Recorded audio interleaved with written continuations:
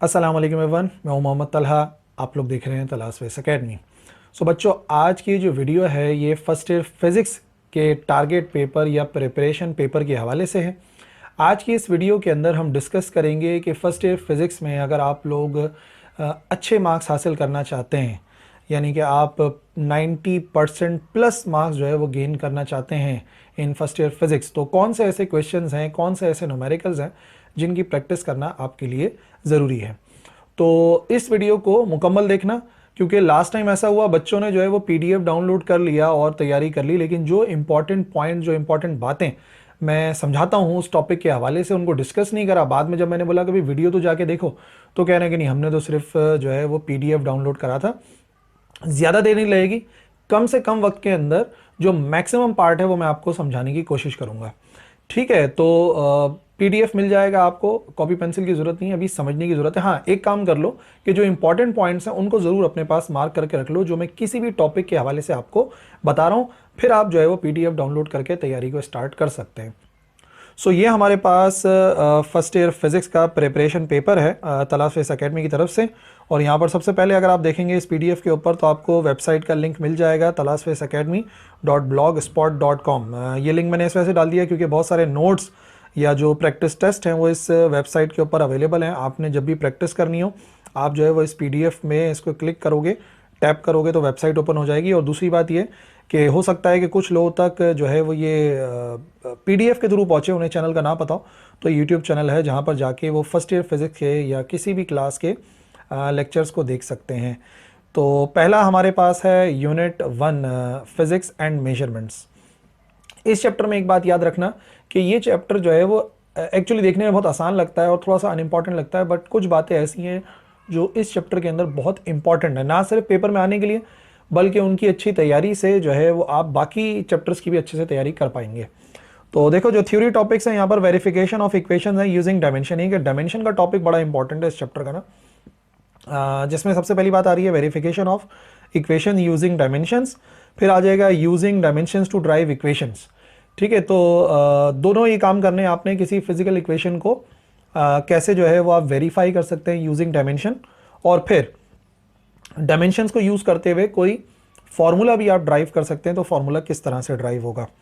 फिर डिफरेंस जो है वो आपने जहन में रखना है सिस्टमैटिक और रैंडम एरर्स का। शॉर्ट क्वेश्चन बन सकता है कि आप इनके 2-3 डिफरेंसेस बताएं, या फिर एमसीक्यूज में पूछा जा सकता है सिस्टमैटिक और रैंडम एरर्स के दरमियान का डिफरेंस। अच्छा जी, types of graphs, different types of graphs हैं, उनको एक मरतबा स्टडी कर लेना, एमसीक्यूज में आ सकता है और कुछ बातें जो है वो काम में वैसे भी आ सकती हैं। और फिर इन दी एंड एमसीक्यूज में आपको मिलेगा सिग्निफिकेंट फिगर्स। इसे जस्ट आप एमसीक्यूज की तैयारी कर पाएंगे। जो रूल्स हैं उनको वर्ड टू वर्ड याद करने की ज़रूरत नहीं है, बट जो मेजर आइडिया है ना उसको आपने हासिल कर लेना है कि किस तरीके से हम सिग्निफिकेंट फिगर्स को काउंट करते हैं। बाकी इस चैप्टर के 4 न्यूमेरिकल रखे हैं मैंने, और वो जाहिर सी बात है अनसर्टिनिटी से रिलेटेड है, परसेंटेज अनसर्टिनिटी या सर्टिनिटी से रिलेटेड है। तो आप जो है वो इन 4 न्यूमेरिकल्स की प्रैक्टिस करके इंशाल्लाह चैप्टर नंबर 1 को मुकम्मल तौर पे क्लोज कर देंगे। और जो भी इस चैप्टर से आने का चांस है ज़्यादा डायमेंशंस का है, तो उसकी तैयारी भी हो जाएगी। ठीक है, फिर आप आइए यूनिट 2 यानी कि काइनेमेटिक्स पर। तो इसमें सबसे पहले कुछ डेफिनेशंस हैं जो एमसीक्यूज में आ सकती हैं या फिर किसी भी लॉन्ग क्वेश्चन के साथ वो ऐड होकर आती हैं। Unit vector, null vector, free vector and position vector क्या हैं, इनके मेजर आइडियाज़ जो है वो आपने हासिल करने। लॉन्ग क्वेश्चन में एक रेक्टेंगुलर कंपोनेंट मेथड है, और इस टॉपिक को जो आप प्रिपेयर करोगे तो पहले आपको रेजोल्यूशन ऑफ वेक्टर पता होना चाहिए। यही बातें जो है मैंने वीडियो में समझानी है कि एक टॉपिक आप पढ़ तो रहे हो, लेकिन ऐसे नहीं कि उसको रट जाओ। अगर आप रेक्टेंगुलर कंपोनेंट मेथड की प्रैक्टिस कर रहे हो तो लाजमी तौर पे आपको पहले आना चाहिए कि रेक्टेंगुलर कंपोनेंट्स क्या होते हैं, रेजोल्यूशन ऑफ वेक्टर क्या होता है। तो ये एक इंपॉर्टेंट बात है। Properties of scalar and dot product. अच्छा, स्केलर और डॉट प्रोडक्ट जो है, सॉरी, ये दोनों है बेसिकली, स्केलर भी है और वेक्टर भी है, दोनों आने चाहिए। ये पीडीएफ में मैं एडिट कर दूंगा, फिलहाल आपको बता रहा हूँ। यानी कि डॉट प्रोडक्ट और क्रॉस प्रोडक्ट दोनों की प्रॉपर्टीज आपने स्टडी करनी है। ठीक है जी, उसके लिए आप जाहिर सी बात है पहले डेफिनेशन देखोगे कि स्केलर प्रोडक्ट की डेफिनेशन क्या है, वेक्टर प्रोडक्ट की डेफिनेशन क्या है, और फिर पैरेलल वेक्टर्स के लिए, परपेंडिकुलर वेक्टर्स के लिए और सिमिलर वेक्टर्स के लिए, यूनिट वेक्टर्स के लिए जो उनकी प्रॉपर्टीज़ हैं उनको अच्छे तरीके से प्रैक्टिस करनी है, दोनों की। स्केलर प्रोडक्ट जिसे डॉट प्रोडक्ट भी कहते हैं और क्रॉस प्रोडक्ट जिसे वेक्टर प्रोडक्ट भी कहा जाता है। अच्छा जी, derivation of equation of motion, ये मैंने क्वेश्चन रख दिया, मे बी शॉर्ट के अंदर दे दिया जाए कि ग्राफिकल मेथड से आप जो है वो इक्वेशन ऑफ मोशन को ड्राइव करें। तो बाकी टॉपिक्स जितना इंपॉर्टेंट नहीं, बट फिर भी मैंने इसको रखा है कि शॉर्ट क्वेश्चन में ही पूछा जा सकता है। और नंबर 5 पर डेरिवेशन है प्रोजेक्टाइल मोशन की, जो कि इस चैप्टर का मोस्ट इंपॉर्टेंट क्वेश्चन होगा। लॉन्ग क्वेश्चन के लिए जो डेरिवेशन हैं सारी की सारी प्रोजेक्टाइल मोशन की, जो आपकी बुक में अवेलेबल हैं, time to reach maximum height, total time of flight और रेंज, जैसे हॉरिजॉन्टल रेंज भी कहते हैं, ये सब जो है ना आपने प्रैक्टिस करके रखनी है।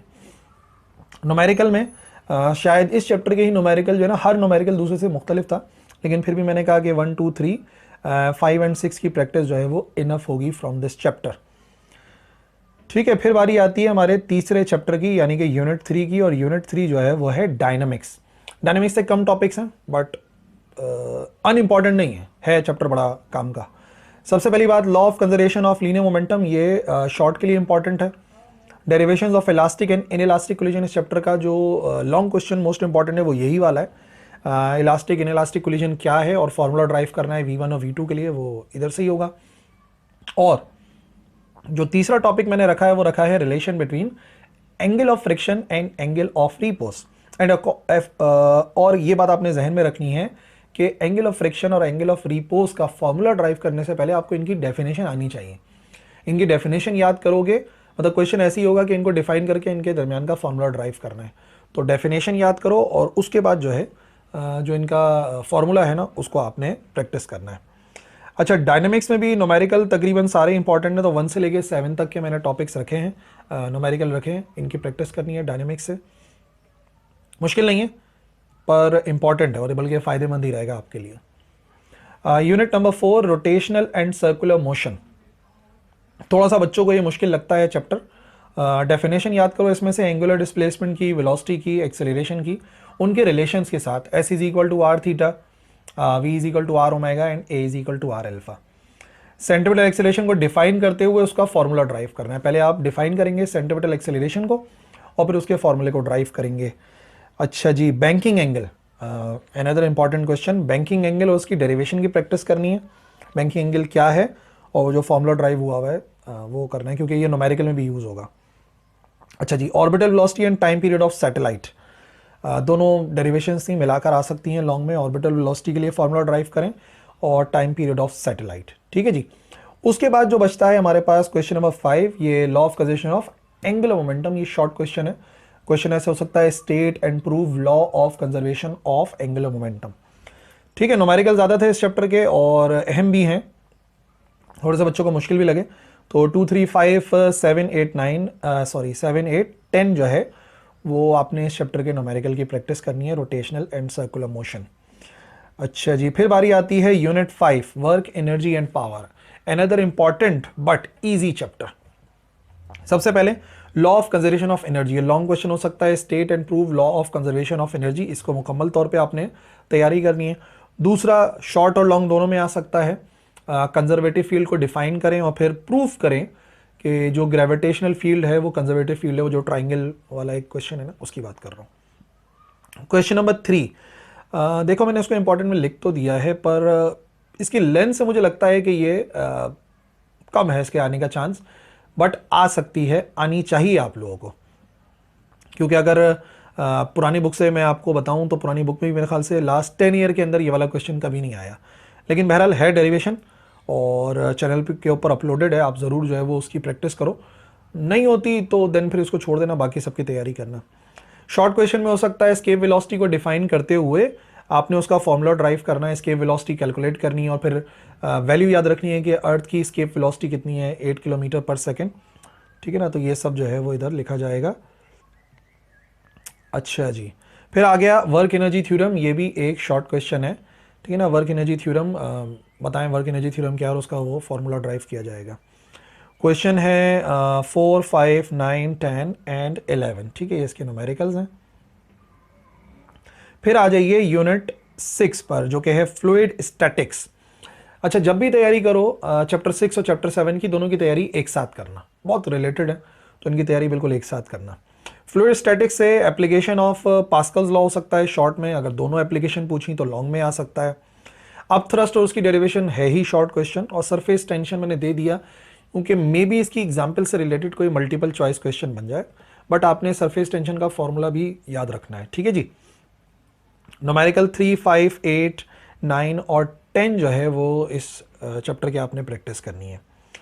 उसके बाद बारी आएगी हमारे चैप्टर नंबर 7 की, फ्लूइड डायनेमिक्स। दो ही इंपॉर्टेंट क्वेश्चन है इसके अंदर जो आपने लाजमी करने हैं। एक तो है इक्वेशन ऑफ कंटिन्यूटी, जो कि शॉर्ट क्वेश्चन हो सकता है, न्यूमेरिकल में इस्तेमाल होगा, और फिर हो सकता है बर्नौलीज प्रिंसिपल विद इक्वेशन, ठीक है। बर्नौलीज प्रिंसिपल जो है उसको इक्वेशन के साथ, यानी बर्नौलीज प्रिंसिपल क्या है स्टेट करते हुए बर्नौलीज इक्वेशन को ड्राइव करना है। और हाँ, एक और डेरिवेशन भी थी, डेरिवेशन ऑफ टर्मिनल वेलोसिटी, ज़रूर तैयारी करना है इसकी, ठीक है। और न्यूमेरिकल 2, 4, 7, 8, 9 और ज़्यादातर जो है ना आपने जहन में रखना है कि इक्वेशन ऑफ कंटिन्यूटी और बर्नौलीज इक्वेशन के जो न्यूमेरिकल है ना उनको किस तरीके से अप्लाई करना है, ठीक है। जब प्रैक्टिस कर रहे हो ना तो उसको जहन में रखना। अच्छा, जिस तरह मैं आपको कह रहा था कि 6 और 7 आपने एक साथ पढ़ने हैं, बिल्कुल उसी तरीके से यूनिट 8 और यूनिट 9 जो है वो आपने एक साथ पढ़ने हैं। और पुरानी बुक में, बल्कि अभी भी सेकेंड ईयर के अंदर ये एक ही चैप्टर के अंदर है दोनों चीज़ें ना। तो एक इंपॉर्टेंट क्वेश्चन है, electric field due to two charges, जो कि डायपोल की वजह से एक लंबी सी डेरिवेशन है जिसके न्यूमेरिकल भी हैं। तो डेरिवेशन कर लोगे तो न्यूमेरिकल में भी आसानी हो जाएगी। अच्छा जी, शॉर्ट क्वेश्चन हो सकता है, इलेक्ट्रिक फ्लक्स बताइए कब मिनिमम होगा कब मैक्सिमम होगा। और अगर लॉन्ग में देंगे तो फिर वो चार्ज स्फीयर वाला जो फॉर्मूला ड्राइव हुआ था ना, charge divide by epsilon not, तो जिसे गॉसेस लॉ भी कहते हैं, तो ये भी आ सकता है क्वेश्चन। बाकी शॉर्ट क्वेश्चन एक बन सकता है जो पूरे टॉपिक लिखे हुए ना 3 में, potential energy, relation between electric intensity, potential difference. ये मैंने इस वजह से लिख दिया कि एक्चुअली जो बात है ना वो ये है, इधर क्वेश्चन ऐसा हो सकता है कि आपने डिफाइन करना है इलेक्ट्रिक पोटेंशियल एनर्जी को या पोटेंशियल डिफरेंस को, और फिर फॉर्मूला ड्राइव करना है इलेक्ट्रिक इंटेंसिटी और पोटेंशियल डिफरेंस के दरमियान में। जैसे मैंने समझाया था कि उसे पोटेंशियल ग्रेडियंट कहते हैं, ठीक है ना। मैंने अपनी वीडियो में बताया था उसे नेगेटिव और पोटेंशियल ग्रेडियंट कहते हैं इलेक्ट्रिक इंटेंसिटी को, याद होगा वाली डेरिवेशन। तो वो वाली डेरिवेशन आपने करनी है। बाकी न्यूमेरिकल जो है वो 2, 3 कूलम्स लॉ से रिलेटेड हो गए, और ये डायपोल वाले हो गए 5, 9 और 10, ठीक है। ये इलेक्ट्रिक फील्ड के न्यूमेरिकल होंगे जिनकी तैयारी करोगे। 9 जो है वो 8 से कनेक्टेड है और आसान है एज कम्पेयर टू 8। शॉर्ट में हो सकता है सीरीज और parallel combination of capacitor drive करना है, और तो सीरीज हो सकता है या पैरेलल हो सकता है। लॉन्ग क्वेश्चन हो सकता है capacitance of parallel plate capacitor drive करें इन प्रेजेंस ऑफ एयर या फिर विद डाइलेक्ट्रिक मीडियम। और एक नया क्वेश्चन है charging and discharging of capacitor, इसको भी ज़रूर पढ़ना, मे बी कोई साइंटिफिक रीज़न बन के आ जाए या न्यूमेरिकल भी आ सकता है इसका। 1, 2, 4, 5, 6 ये न्यूमेरिकल रखे हैं, 5 न्यूमेरिकल रखे हैं इस चैप्टर से तैयारी करने के लिए, ठीक है। थोड़ा सा जो डीसी सर्किट्स है वो भी समझ लो कि इलेक्ट्रिक फील्ड और कैपेसिटर्स के जैसा ही है। इसमें सबसे पहले शॉर्ट क्वेश्चन हो सकता है रेजिस्टिविटी और डिपेंडेंस अपॉन टेम्परेचर, जो वो होता है ना टेम्परेचर कोफिशिएंट ऑफ रेजिस्टेंस, वो और जो रेजिस्टिविटी वाला टॉपिक है, ठीक है। फिर ईएमएफ को डिफाइन करते हुए, इंटरनल रेजिस्टेंस को डिफाइन करते हुए इसका एक फॉर्मूला है उसको यूज़ करना है। मैक्सिमम पावर ट्रांसफर वो ग्राफ के साथ जो कुछ है। अच्छा, कॉम्बिनेशन ऑफ रेजिस्टर मैंने लिख दिया, लेकिन मैं एक बात बताऊं, अगर आप कॉम्बिनेशन ऑफ कैपेसिटर्स की प्रैक्टिस करोगे तो इसको बस आपने देखना है, ज़्यादा इसमें कॉम्प्लिकेट नहीं करना, और फिर इसका न्यूमेरिकल भी है तो इस वजह से मैंने इसको रख दिया यहाँ पर। बाकी व्हीटस्टोन ब्रिज एक इंपॉर्टेंट क्वेश्चन है इस चैप्टर से जो कि आ सकता है। व्हीटस्टोन ब्रिज ओम्स लॉ को डिफाइन करते हुए व्हीटस्टोन ब्रिज के लिए फॉर्मूला ड्राइव करने के लिए दे दिया जाए। और न्यूमेरिकल हो जाएंगे 2, 3, 4 एंड 7, ठीक है जी। अब जो चैप्टर नंबर 11 और 12 हैं इनको भी एक साथ पढ़ना, क्योंकि ये वेव्स मोशन से रिलेटेड हैं। कौन कौन से क्वेश्चन हो सकते हैं? सबसे पहले हो सकता है motion of projectile, motion of projection of a particle executing uniform circular motion, ठीक है, ये एक क्वेश्चन हो सकता है। शॉर्ट में भी आ सकता है, लॉन्ग में भी। बाकी मोशन ऑफ सिंपल पेंडुलम को डिफाइन करते हुए ये बताना कि जो मोशन ऑफ सिंपल पेंडुलम है वो सिंपल हार्मोनिक मोशन है। बाकी एनर्जी कंजर्वेशन उतना इंपॉर्टेंट नहीं जितना ऊपर वाले टॉपिक्स हैं, बट ये भी इंपॉर्टेंट है, energy conservation in simple harmonic motion. और डैम्प्ड ऑसिलेशन क्या है उसकी प्रैक्टिकल एप्लीकेशन मिलाकर 2, 3, 4, 6 एंड 10 क्वेश्चन जो हैं न्यूमेरिकल्स प्रैक्टिस वाले। एकॉस्टिक्स, स्पीड ऑफ साउंड बताते हुए ये बताना है कि न्यूटन का फॉर्मूला क्या था, क्यों गलत हुआ और कैसे लैप्लास करेक्शन हुई, ये बतानी है आपने। फैक्टर्स जो कि स्पीड ऑफ साउंड को अफेक्ट करते हैं, टेम्परेचर, ह्यूमिडिटी वगैरह। बीट्स और बीट्स फ्रीक्वेंसी के लिए फॉर्मूला ड्राइव करना। Modes of vibration in stretched string, ठीक है ना, वो फंडामेंटल फ्रीक्वेंसी और आगे जो फ्रीक्वेंसीज बनती हैं। और मोस्ट इंपॉर्टेंट जो क्वेश्चन है इस चैप्टर का, 5 मैंने टॉपिक्स रखे हैं लॉन्ग शॉर्ट मिलाकर, उसमें से एक बड़ा इंपॉर्टेंट क्वेश्चन है लॉन्ग क्वेश्चन जो कि है डॉपलर्स इफेक्ट।